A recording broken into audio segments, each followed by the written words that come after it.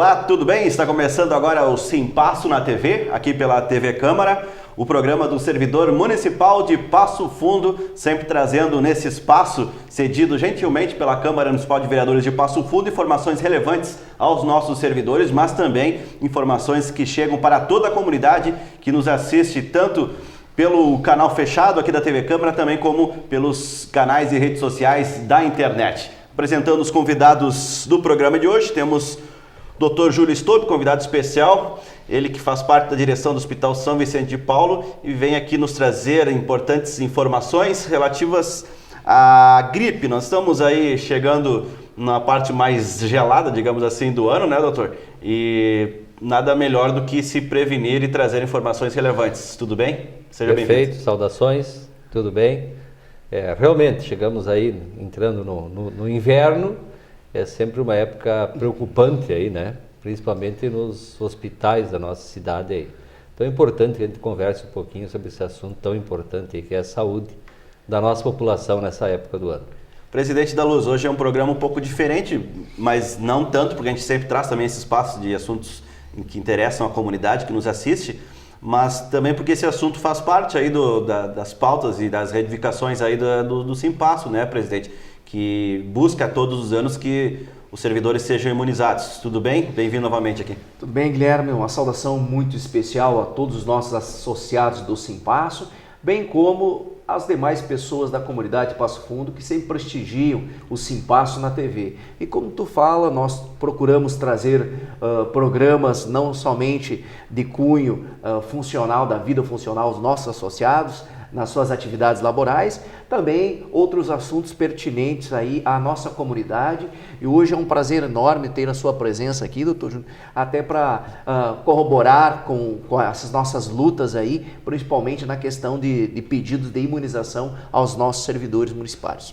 Pois é, e presidente, então começando pelo senhor, esse ano novamente foi solicitado aí, né, o executivo que imunizasse, mas o atendimento dessa questão, ela por enquanto foi em parte só. Perfeitamente. No exercício deste ano de 2018, para o associado que nos acompanha, no início sempre do mês de janeiro, nós procuramos oficiar o Poder Executivo para que essa preocupação, né, de prevenção venha a ser contemplada pelo Poder Executivo aos nossos funcionários, servidores municipários, para que ele imunize a todos os servidores, tendo em vista que nós temos os servidores da saúde que já são imunizados, né, já pertencem ao grupo de risco.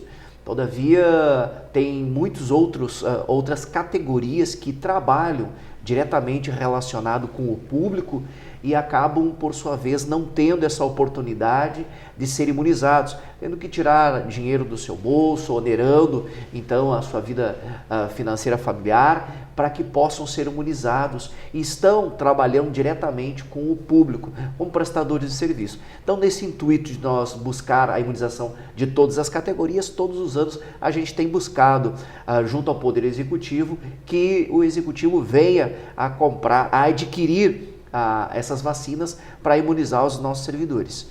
Bom, doutor, a gente conversava aqui antes de começar a gravação, já são 15 anos trabalhando lá no Hospital São Vicente de Paulo, né? Então já deve ter passado, passou já 15 vezes por esse momento aí de chegada do inverno, do frio, e antigamente não tinha, né, essas campanhas direcionadas que nem são hoje.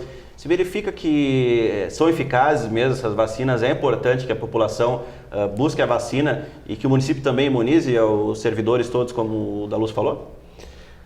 Realmente nós, até 2009, nós tínhamos, obviamente, casos de gripe em todo o inverno, mas certamente eram casos mais raros, esporádicos, e casos graves eram a exceção, né? Uhum. Em 2009 que nós tivemos aí aquela grande pandemia e que aí iniciou o processo de vacinação e com uma preocupação maior realmente de proteger a população, né? Em 2009 aí com o H1N1 e agora a cepa que está circulando é o H3N2, o H1N1 também circula aí na população e também um outro tipo de vírus que é o vírus B e o C, que praticamente não causa maiores problemas, né? O que ocorre nessas campanhas é que realmente existe uma determinação, digamos assim, do governo federal em relação a grupos prioritários, né? Como é que funciona essa determinação, digamos assim, ou essas diretrizes nacionais? Com aqueles grupos que tiveram uma maior taxa de complicações, né? Então, por isso que existem alguns grupos prioritários aí pelo governo federal. Obviamente que esses grupos, eles também são um pouco, digamos assim, temerários a divisão em grupos, né? Porque muitas vezes a pessoa não pertence a um desses grupos de risco, no entanto está exposto a um risco maior e seria importante ser vacinado, né? Então, obviamente, o ideal seria se nós tivéssemos uma disponibilização com uma amplitude maior de vacina para toda a população do Brasil. Como é que age a vacina hoje, doutor? Ela é 100% confiável? Porque existe hoje muito fake news, né, digamos assim, que acaba assustando a população. É importante que a gente explique que as vacinas foram um dos fatores responsáveis pela diminuição de mortalidade da humanidade, né? Então, o impacto na humanidade que as vacinas trouxeram, né, com redução e erradicação de algumas doenças, realmente foi muito importante. E a humanidade se desenvolveu do ponto de vista populacional e muito por causa das vacinas. Então, realmente você não acreditar nas vacinas é algo que não está correto e não é científico. Nós não podemos hoje aceitar isso. A ciência mostra o contrário, que as vacinas são importantes, né? Bom, cobertura de 100% não existe, né? As vacinas, elas têm uma cobertura, no caso da vacina tríplice, né, que a gente utiliza para a gripe, para a influenza, ela tem uma cobertura em torno de 80%. Então, obviamente, tem alguns casos que vão fazer a vacina e vão ter gripe igual, né? Mas geralmente serão casos assim, digamos que com um grau de gravidade menor. 100% não existe cobertura nunca, né? Mas nós não podemos negar a importância que tem a vacina. E talvez seja essa vacinação mesmo dos grupos prioritários que tenha reduzido aí a mortalidade dos casos de vacina em todo o país. E para se atingir esse 100%, são cuidados especiais assim, que as pessoas podem ter? O que se indica? Obviamente, os cuidados auxiliam, né? E os cuidados auxiliam para evitar também que a doença se propague para um número maior de pessoas. Então, por isso que é importante, e a gente reforça isso, a questão de ambientes arejados, das pessoas que têm indicação de fazerem a vacina realmente se vacinarem, porque na medida que mais pessoas se vacinam, tu também acaba quebrando, né, a cadeia de transmissão. Então isso é outro fator importante e o aspecto positivo da doença, né? E aqueles cuidados gerais de orientação, de passar álcool na mão, lavar as mãos com frequência, proteger com lenço quando tosse ou espirra, né? Tudo isso são cuidados gerais que ajudam não somente na transmissão da gripe, mas na transmissão de outras doenças infecto-contagiosas.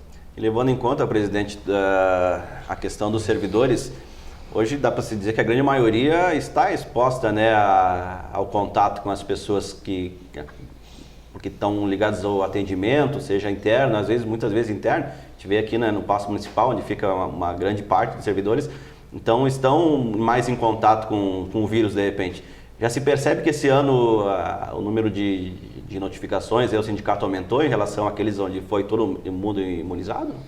Perfeitamente, como tu bem colocaste, Guilherme, nós temos, por exemplo, o atendimento na Secretaria da Fazenda. A Secretaria da Fazenda, os fiscais, sejam eles tributários, urbanos, estão diretamente em atendimento ao público.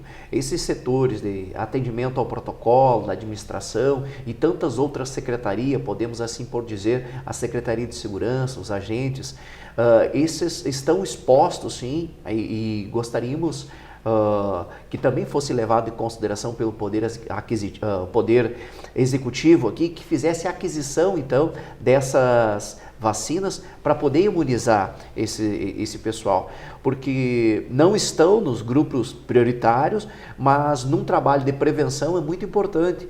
E digo isso porque em 2016, no ano 2016, nesse exercício, nós somos pioneiros, o Simpasso foi pioneiro em ingressar com uma ação judicial para que o município viesse imunizar todos os servidores. Com isso, e essa ação, ela teve uma repercussão geral. E com essa repercussão geral, para que a sentença ela desse uma repercussão geral a nível de Brasil.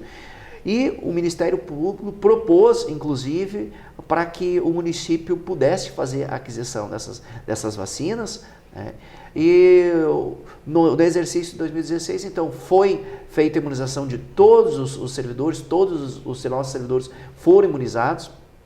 Neste mesmo exercício, sobrou vacinas e foi contemplado, inclusive, o pessoal da segurança do Estado, a nossa Secretaria de Segurança do município e os colegas do fórum, os servidores do fórum, também foram agraciados por este pedido do Simpasso. Dentro desse exercício, nós fizemos a mesa do Legislativo, na pessoa do presidente em exercício naquela época, era o vereador Márcio Patucci. Solicitamos que fizesse uma emenda na lei orçamentária do exercício 2017, para que o município fizesse a aquisição, então, dessas vacinas. O Legislativo passou a emenda, fez a emenda, todavia o Executivo vetou em janeiro de 2017. Em janeiro de 2017 ele vetou. Todavia, em janeiro de 2017, nós quando soubemos, nós já notificamos o Poder Executivo novamente nessa questão de prevenção. No exercício de 2017, nós alcançamos, então, o objetivo dos servidores serem imunizados. Nesse exercício de 2018, nós fomos contemplados, devido à ação de 2017 e 2018, nós fomos contemplados com a categoria do magistério, seja ele do Estado, município, federal, particular ou servidor. Essa categoria veio para dentro dos grupos prioritários, através, então, desta ação com repercussão geral do Simpasso. No trabalho de prevenção, colocamos, como o doutor bem colocou, para que minimize os riscos. Um professor, ele trabalha com uma sala de 20, 30 alunos, e ele, sendo volante, ele pode estar no dia em 3, 4 turmas diárias, e isso propagaria muito, esse vírus. Então, com isso, esse ano de 2018, nós ainda não fomos agraciados com todos os servidores imunizados, mas esperamos que tão logo o município regularize essa imunização de todos os nossos servidores. Bom, doutor, então a pessoa está ali com sintomas da gripe, e qual que é a diferença da gripe e resfriado? Como que ela identifica o momento de procurar um atendimento médico, ou quando só alguns cuidados caseiros ali, de repente, pode solucionar o problema? Não? Normalmente o quadro de resfriado, que nós chamamos resfriado comum, ele é um quadro bem mais brando. A pessoa, geralmente, o maior fator é a febre. O resfriado nunca dá febre elevada, São febres baixas, febrículas, ou não tem febre.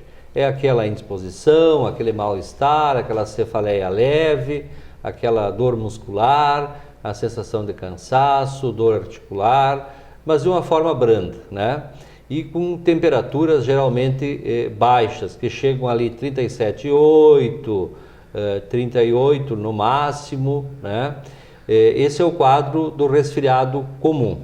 O quadro gripal, ele geralmente se manifesta com um quadro mais proeminente. A cefaleia é mais intensa, a dor muscular é mais intensa, a dor articular é mais intensa, a sensação de prostração que o paciente tem é mais intensa, e geralmente os quadros de febre são mais elevados, mais pronunciados, 38, 39, às vezes 40 graus, Então, temperaturas mais elevadas. E, obviamente, o que preocupa é quando a pessoa que está com o quadro gripal, então de febre elevada, começa com tosse, com dificuldade para respirar, sensação de falta de ar ou falta de ar. Então, nesses casos, é importante que essas pessoas procurem realmente o atendimento para que um profissional médico faça a avaliação e veja a necessidade de iniciar com algum tratamento ou até mesmo com internação. Quando é um resfriado mais leve, daí qual que é daqui a pouco a medicação ou cuidado que tem que se ter?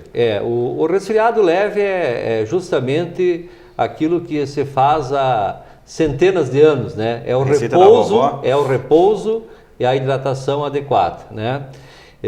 Mas nos casos de gripe, em que a pessoa tem a sensação de falta de ar ou a dificuldade para respirar, principalmente esses sintomas respiratórios, eles são importantes e que a pessoa tenha uma avaliação médica, porque esses casos podem agravar com pneumonias virais ou até pneumonias virais com comprometimento muitas vezes bacteriano em cima, e isso pode levar a casos mais graves, como insuficiência respiratória, sepse e tal. Então, por isso que é importante que esses casos sintomáticos respiratórios, né, que é aquilo que nós chamamos de síndrome respiratórias, né, graves, né, esses casos tenham um cuidado e uma atenção médica. E a gente vê na farmácia hoje, oferecem bastante antigripal, né? Que momento que se usa aquilo ali, então? Porque o anti geralmente, mas ninguém sabe quando vai se gripar, né? Na verdade, a única coisa antigripal que existe é a vacina. Porque o anti é para ser usado antes, a vacina é né? antigripal, ela é o protetor, né? Não existe nenhum outro medicamento que seja antigripal, né? Esses medicamentos, o que eles fazem? Eles auxiliam na redução dos sintomas, para quem já está com um quadro gripal, mas não para a proteção. Efetivamente não existe nenhum medicamento desses que são vendidos aí nas farmácias como antigripal. Teria que ser o pós-gripal então, né? Deveria ser, é o nome mais ideal. Certo, a gente tem ainda programa pela frente, em seguida a gente fala aí sobre outros casos. Você fica aí ligadinho no Simpasso na TV, que rapidinho a gente volta.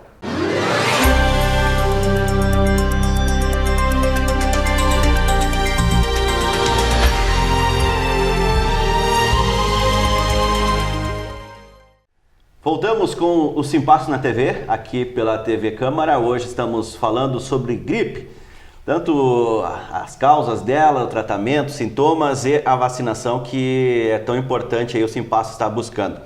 Dr. Júlio Stobe, nosso convidado especial hoje. Nessa época do ano aí muda bastante o perfil dos atendimentos lá no Hospital São Vicente, acredito também em outras instituições de saúde aqui da região? Certamente.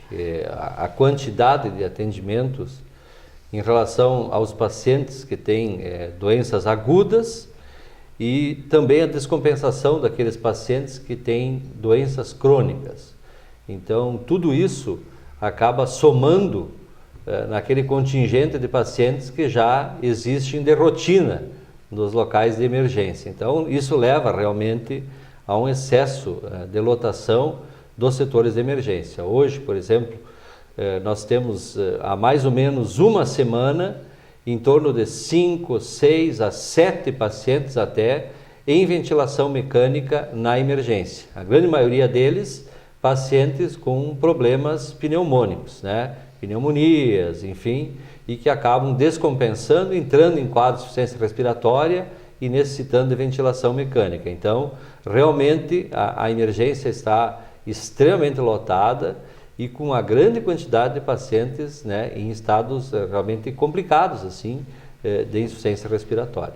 Mas são pacientes que já tinham esse problema em outras ocasiões? Se ocasiona que no verão estaciona um pouco a doença e quando esfria ela retorna, ou são casos novos também?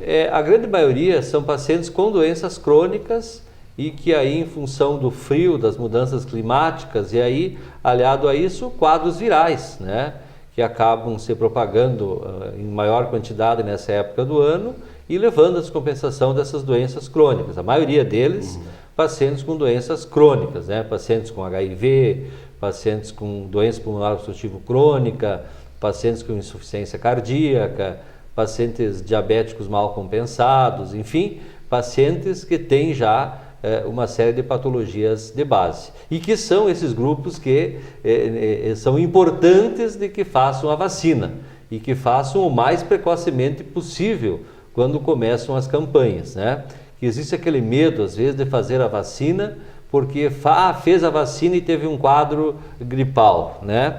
Esses quadros gripais, entre aspas, que a maioria tem, é um quadro leve e que é nem perto de um quadro realmente de gripe por H3N2 ou por H1N1. Então a vacina, mesmo que ela possa dar um sintoma leve, como um resfriado ou até mais brando, ela tem um benefício muito maior. E por isso que esses grupos, que são grupos prioritários, devem sim fazer a vacina. Principalmente quem? Aqueles pacientes com doenças crônicas, aqueles pacientes, as gestantes, né? As crianças de 6 meses a 5 anos, são importantes que sejam vacinados. Enfim, esses grupos são essenciais. Então, como nós temos essa possibilidade de fazer a vacina naqueles grupos que são recomendados, esses grupos não devem perder essa oportunidade, né? E obviamente devemos lutar sempre para que se amplie o processo de vacinação para outros grupos, né?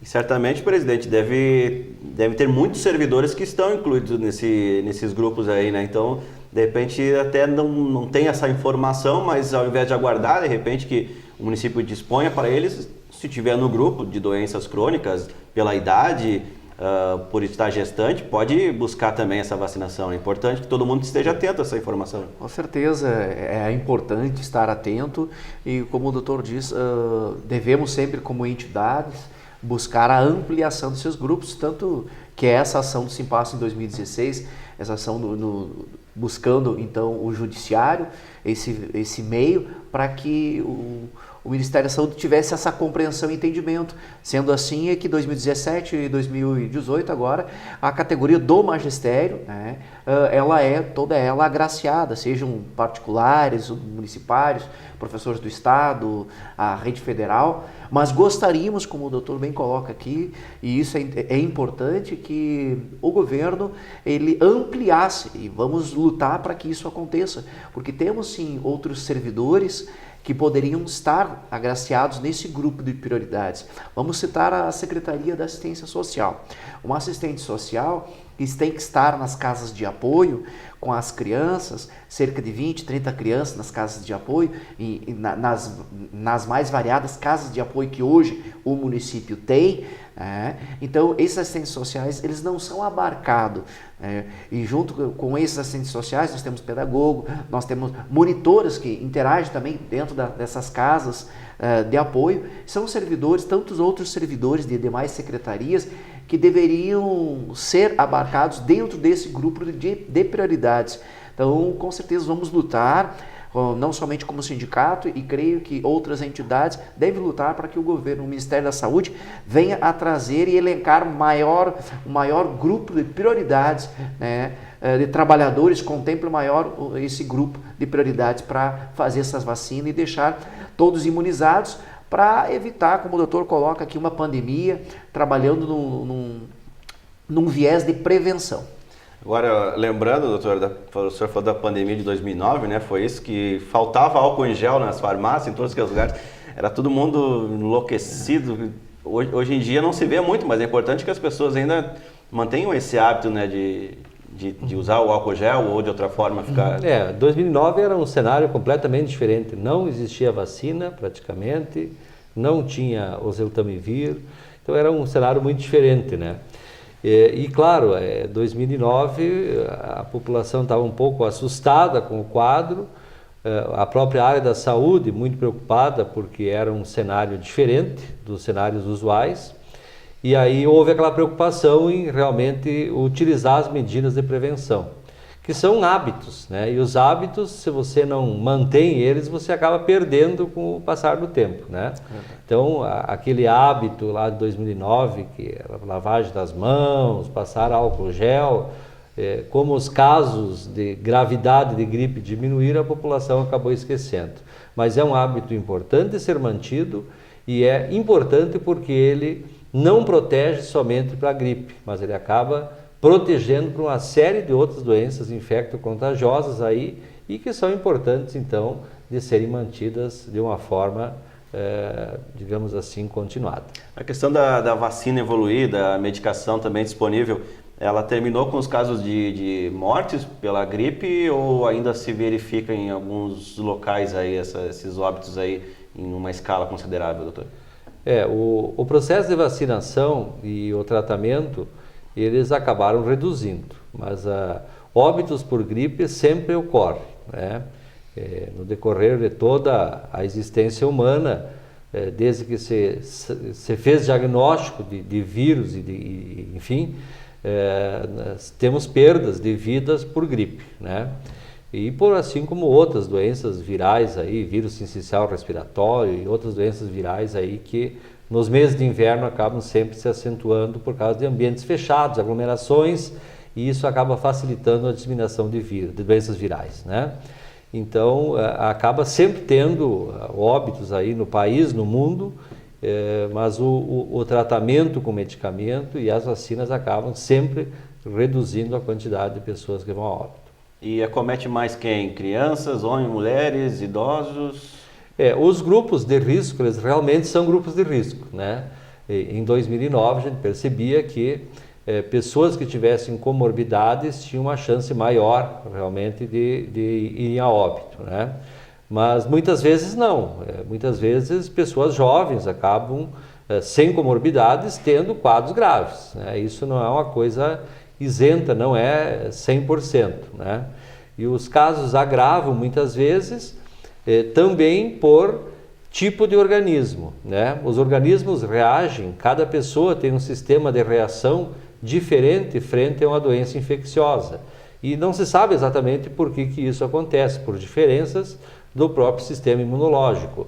E a gente percebe que algumas pessoas fazem um quadro viral e aí fazem um quadro pneumônico viral, ou seja, uma pneumonia viral, diferente da pneumonia bacteriana, porque a bacteriana se trata com antibiótico e geralmente resolve.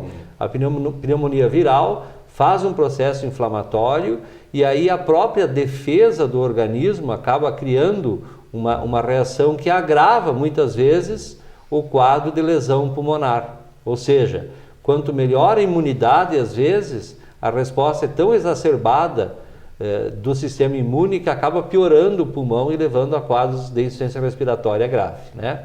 Mas isso são exceções, né? Isso são exceções e nós temos que manejar esses casos com todo o cuidado, né, de doentes graves aí, e essa é a nossa função aí ao longo de todos os dias aí.